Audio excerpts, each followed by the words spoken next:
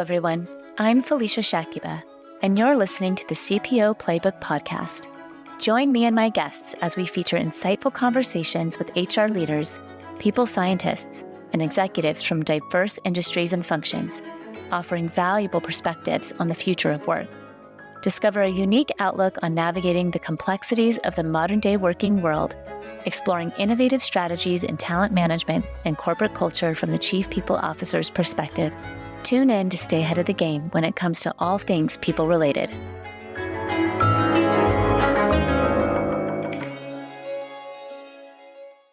According to a study conducted by Deloitte, a significant number of executives, 80%, recognize the importance of employee experience, yet only 22% believe their companies excel in building a differentiated employee experience. Surprisingly, research by Alex Edmonds reveals that companies listed among the 100 best companies to work for in America generate 2.3 to 3.8% higher stock returns compared to their peers. This indicates that investing in employee experience can yield tangible benefits. Today, we have a special guest who will shed light on a company that has successfully integrated and sustained an exceptional employee experience. Join us in this illuminating interview with Chandler Bondan, the Chief People Officer at BuzzFeed. Chandler, thank you for being here today. Thank you for having me. I'm really excited.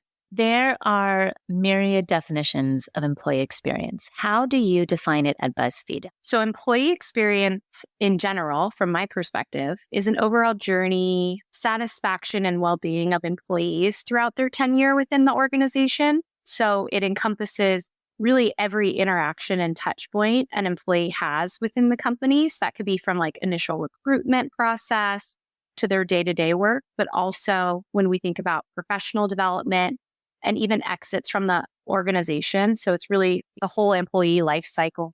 Got it. And what's the headcount at BuzzFeed? We're currently full-time. We are around 1,000, give or take. And what strategies or initiatives are in place to propel employee career development and growth opportunities within the organization, knowing that professional growth and career development is really a source of engagement? So employee career development and growth opportunities are definitely essential, attracting, retaining top talent at BuzzFeed in itself. So we do that in a myriad of different ways. We do that through monthly offering. So we have a newsletter that goes out and there's a topic to either what's going on in the current time. So that could be performance review season. That could be goal planning kickoffs, things like that. So we try to offer opportunities for people to have training around what we're asking them to do. Sometimes it'll be something fun. So you might have like a personal finance month and we might bring in some professionals to talk about those things. We try to do fun offerings in addition to personal growth and career growth. In addition, we have more formal trainings that are available through programming that's normally facilitated by a leadership team member in partnership with our people experience team. Or we could bring in a facilitator to help with a certain topic or a portion of the training. And in addition to that programming, we also offer different sort of what we call manager masterclass, where we have topics of, hey, you're leading a team, a function, a project. Here's a topic that we can discuss as a group so people can learn from one another. And that's been really, really fun. And then we also have programming that's geared toward diversity, inclusion, and belonging. So when we think about what would you do in this given situation, and we might bring a topic up that has happened in the organization or externally that we know is very meaningful to employees and allows them the opportunity to, again, learn from one another, but also be able to keep up with what's going on in the industry and what's going on in the world, which right now is so important to employees because they want to feel that connection and that purpose. So we see that definitely add to the experience, to the culture, and to what the company stands for. I love that you shared that you look at basically the whole person. It's not just about professional growth, but personal growth too, and learning from each other, allowing people to take bite-sized learning opportunities is incredible. I mean, I can just see very clearly how this permeates to every function and have this ongoing effect. Is that what happens at BuzzFeed? Yes. And I think people want to feel valued and want to feel heard and want to know that the organization cares and that the leadership team cares. And the easiest way, not easiest, the most important way to do that is by making sure that the content that we bring to employees and the programming aligns to not just the company vision, but what our employees want to continue to grow as individuals. That's an incredible perspective. I wish every leader understood it fuels someone's values and their own morals of things that they think about. And then they deliver it in a professional way through their world at BuzzFeed. And there's this like cyclical cycle that happens. And it makes a lot of sense. Let's talk about managers and leadership. So given the emphasis on empowering managers to positively impact the employee experience, could you elaborate on the specific methodologies or frameworks that are employed at BuzzFeed to enable managers in their pivotal role? Sure. I think we have done a lot of work here by empowering managers that are leading teams, but also project teams, because you have cross-functional leaders that might not manage someone's day-to-day, but might manage the growth and trajectory of different projects and go-to-market strategies and business growth. So we've really tried to empower those managers to positively impact the employee experience because it's so crucial to a healthy and productive work environment. And we've done that through leadership development programming. So we have specific programs that are for people managers around how to provide effective feedback, how to lead teams, how to motivate teams, how to recognize talent, conflict resolution, coaching, things like that. So we have that kind of more formalized programming. We also offer different sort of feedback tools. So whether that be 360 models, some engagement surveys, ways for leaders to get feedback from their teams to be able to, again,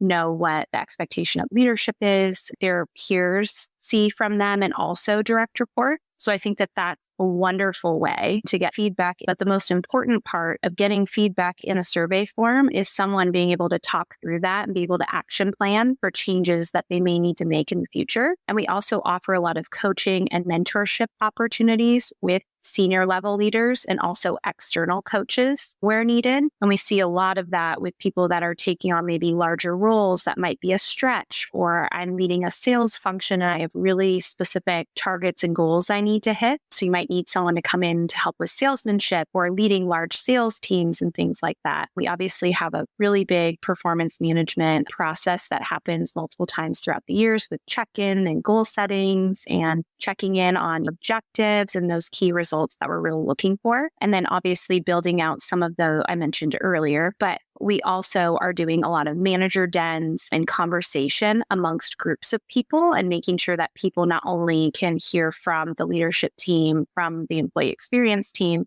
but also hear from one another and learn about what matters most to different teams throughout the organization. It sounds like you have a very layered approach. It's not just here are learning and development programs. There's structure, there's mentorship, there's learning from each other. I think it's interesting, and I think it's a dream to have something like that at your organization. I'm curious to learn with your executive team, how did you convince them or get buy-in to invest in all of these tools? Or was it difficult, or were they supportive? I'm just curious how that communication happens. I think that I came into BuzzFeed at the time when I was hired over 5.5 years ago to really come in and look at and assess talent and help upskill where needed and help to add these opportunities for employees to learn and grow and to really focus on engagement in a different way. And I really believe that it all starts at the top, obviously, with a leader who can lead a company like Jonah,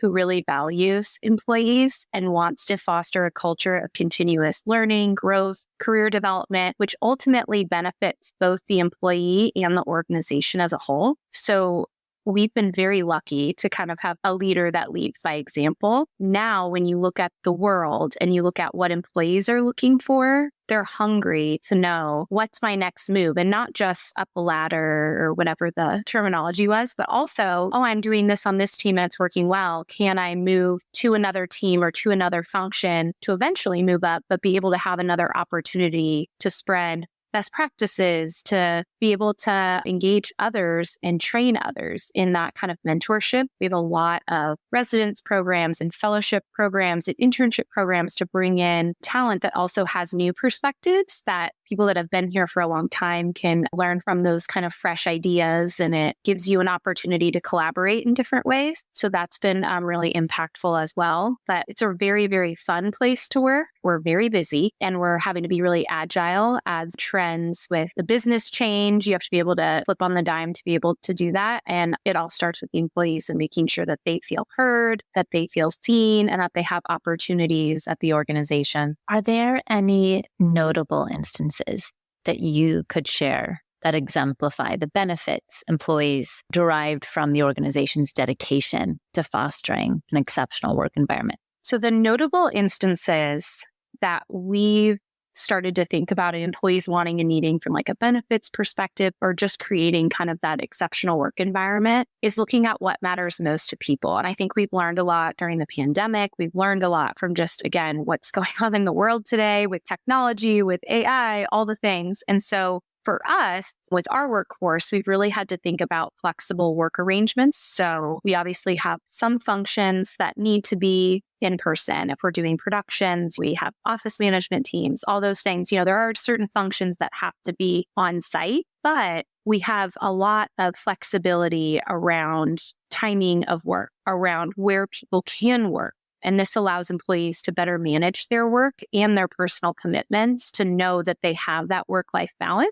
And they also have that support. We do have a very nice PTO plan for employees as well that allows them more time to be able to take off, to be able to get that recharge. And we really reinforce that. Like when people are getting towards their cap, or if people need some sort of time off, we really, really value that for people to recharge, reset, and be able to encourage employees to take those breaks when necessary for their well-being. And then we think about mental health and counseling services and wellness programs and things like that. We have a newsroom that reports on what's going on in the world, and that really does impact sometimes people's mental health. We have writers and content creators that really become a part of the brand. So we want to make sure that we have programs in place to be able to support physical health, mental health, and those kind of things. So we want to make sure that people know that they should get out into the world and move their bodies. And we offer health screenings and different sort of stress management programs and things like that, to make sure that, again, we're thinking about the well-being of employees in a different way. We do that also through parental leave and caregiving support and health insurance and things like that we're able to provide. So I think we've done a pretty good job of making sure that we hear what employees want, and we're able to support them through those services and resources that we can provide. And when you say that you hear what employees want,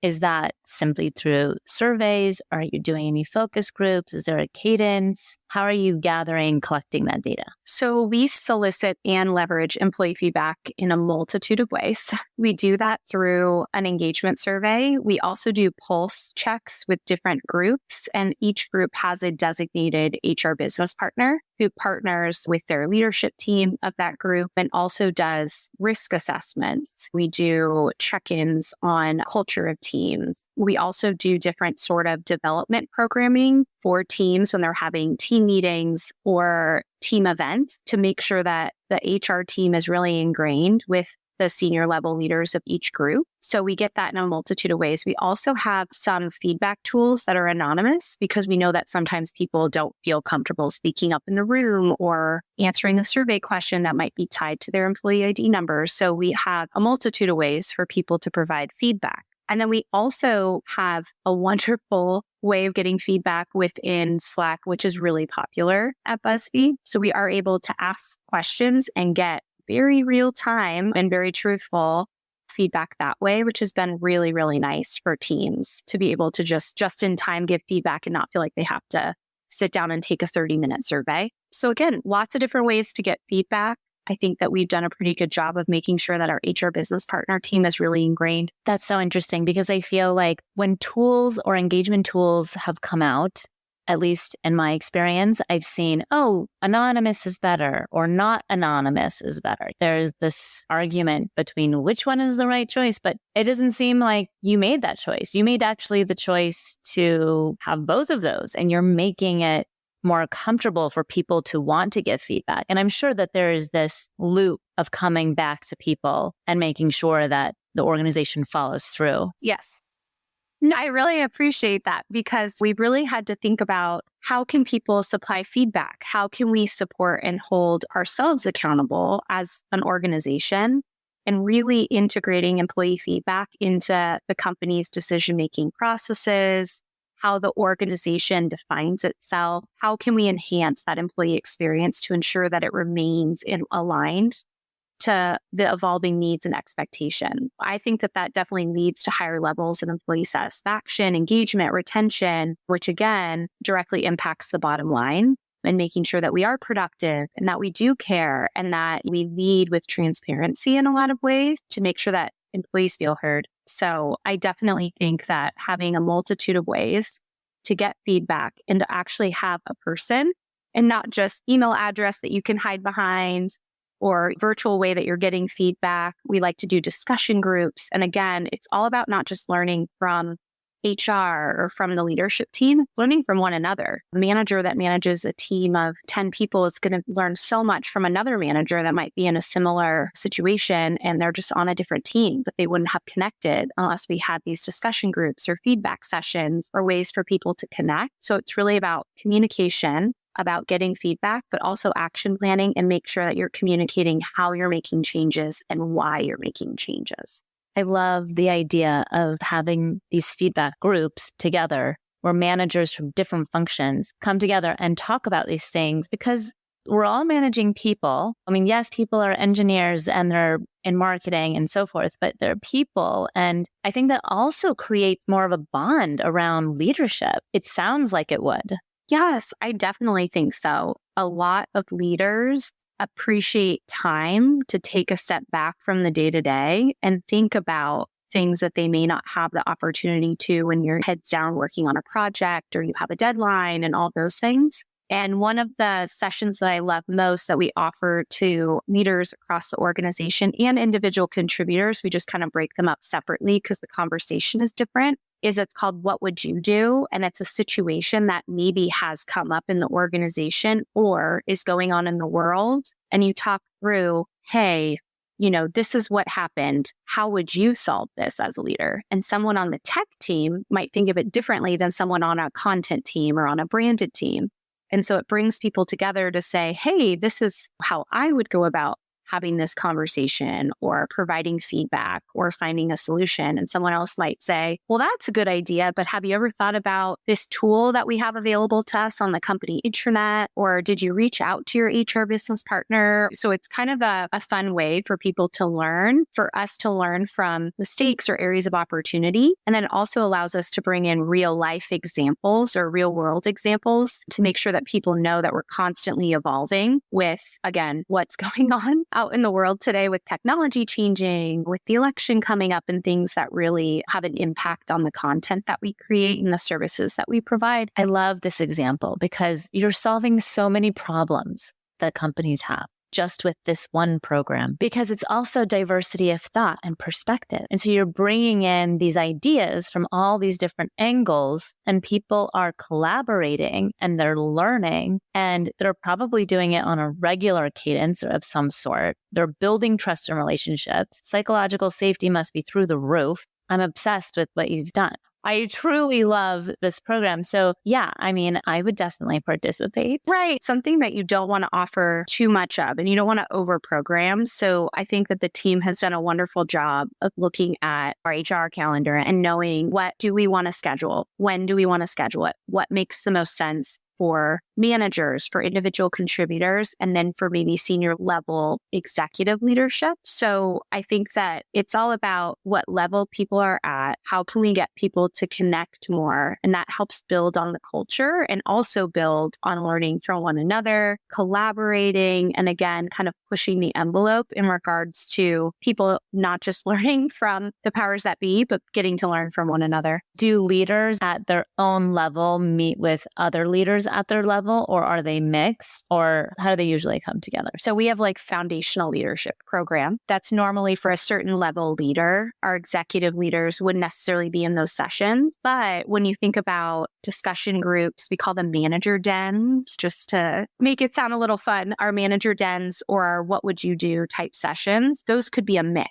of senior level leaders and mid-level managers. We also have individual contributor programming. So we have another program that's called the Emerging Leader Program, and that's geared towards people that want to eventually move into a leadership role, and they've been identified as a high potential in the organization. And people can get nominated to be in that program, or they can self-nominate, which allows, again, people to feel like they're a part of who's being selected into the program. And because it requires time outside of your day-to-day work to be able to go to these facilitated sessions, to workshops, to dens, to some outside of your day-to-day work, we wanted to make sure that there was ownership from the leaders across the team and to make sure that we had representation across the organization as well. So that's been something that I think has been wonderful for people to be able to feel like they're ready for that next level. And then when there is opportunities, they can then move into the next program, which would be the foundational leadership. Yeah, that makes sense. I love that you guys implemented emerging leaders. You guys went outside the box. It's not about the current leaders. It's also about supporting the future leaders. I think you just take it full circle. So how do you measure the progress of a successful employee experience? We do that in a multitude of ways. So this year, we're very excited. We're launching a new performance review process along with the actual performance review itself. So we're focusing on 3 key areas. That would be goals that the team has set and making sure that everybody has played a role for those goals. And it gives people an opportunity to give feedback on, here's what I did in my day-to-day work. Here are the projects that I completed to get to this team goal. The next one is around performance dimensions or qualities that the entire organization has agreed upon of how we want to measure talent. So we're all using the same language. We're able to measure it in the same way, ratings. And then the last piece is kind of an open-ended approach that we've used previously that we still wanted to include around what are your strengths? How did you go above and beyond? What areas of opportunity do you see and where do you want to go from here? So it allows us kind of a stamp of time. So that's what we're looking at in regards to a formal performance piece. As we think about employee experience as a whole,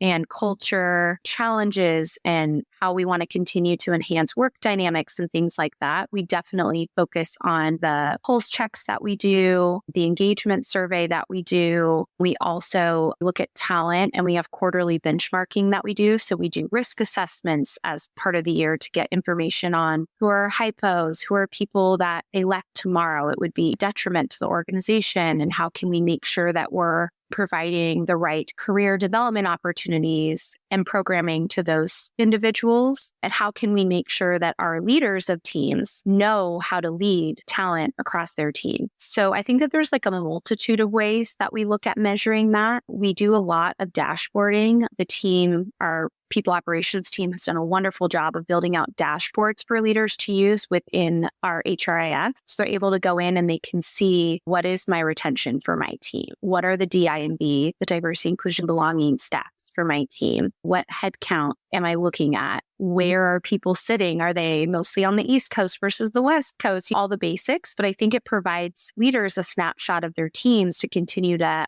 have that information and to be able to utilize that with the feedback that they're given. So that way they have, again, a multitude of ways to look at feedback. Yeah, the data is incredibly diverse. You're looking at it. It's so many different angles that you have plenty of data to make great decisions, it sounds like. Yeah, and I think it's also looking at strategies that you can use. So like you need to define a clear employee experience vision and make sure that you have that. And you have to develop those employee experience standards, implementing company-wide policies and practices that are inclusive, and really owning that code of conduct and making sure that people know. I know that it sounds basic, but it's making sure that people know what the expectation is of being an employee in an organization. Communication training, feedback, and continuous improvement, planning and distributing leadership, and making sure that we're empowering leaders and managers in different departments and locations to really take ownership of employee experience within their teams, making sure that you have cross-functional teams and committees that can represent various departments and location, looking at tools and technology. I know that sounds also pretty basic, but it also helps with process improvement and making sure that you're holistically looking at processes, policies, performance management, benefits administration, and things that are so important from an HR perspective that employees have. Doing all the fun, regular audits, assessments, things that maybe sound a little not as much fun as recognition and rewards and things, but all of those things matter. And they build a strong foundation for employees to really own the culture and build off of. So it's a longer process. It's not something that's going to happen overnight, but with the right people in place and with the right support from the leadership team, you're really creating an inclusive and a very, very driven organization. Chandler, is there anything that we haven't talked about that you want to share? No, I mean, I think I've hit on a lot of it. I just think that this day and age with how the world works and how we want to continue to make sure that employees' well-beings are being thought of, we really have to be proactive and comprehensive on that approach by combining standardization, communication, training, feedback, and leadership engagement to make sure that companies can ensure that they commit to that exceptional employee experience that really permeates throughout different departments and locations and even face the challenges or variations in work dynamics. So I just think that with consistency, we can continue to build strong company culture and help attract and retain that talent that organizations need to be successful. And that leadership support is so critical. Chandler, thank you so much for being here. I am so thrilled you're on the show. This has been amazing. Thank you. Thank you. That's Chandler Bondan, Chief People Officer at BuzzFeed.